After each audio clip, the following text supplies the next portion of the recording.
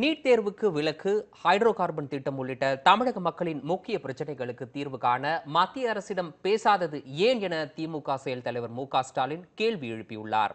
இது தொடர்பாக அவர் வெளியிட்டுள்ள அறிக்கையில், டெல்லி செல்லும் தமிழக அமைச்சர்கள் மத்திய அரசிடம் குறிப்பிட்ட நிதியை பெற்றுவிட்டோம் என்று மட்டும் கூறி வருவதாகவும், ஆனால் தமிழக மக்களின் முக்கிய பிரச்சனைகள் குறித்து மத்திய அரசிடம் பேசுவதில்லை என்றும் கூறியுள்ளார். இந்த செயல் பாஜக மீது தமிழக மக்களிடம் இருக்கும் கோபத்தை அதிமுக அமைச்சர்களே திசை திருப்ப முயற்சிப்பது போல் உள்ளதாக அவர் குற்றம் சாட்டியுள்ளார்.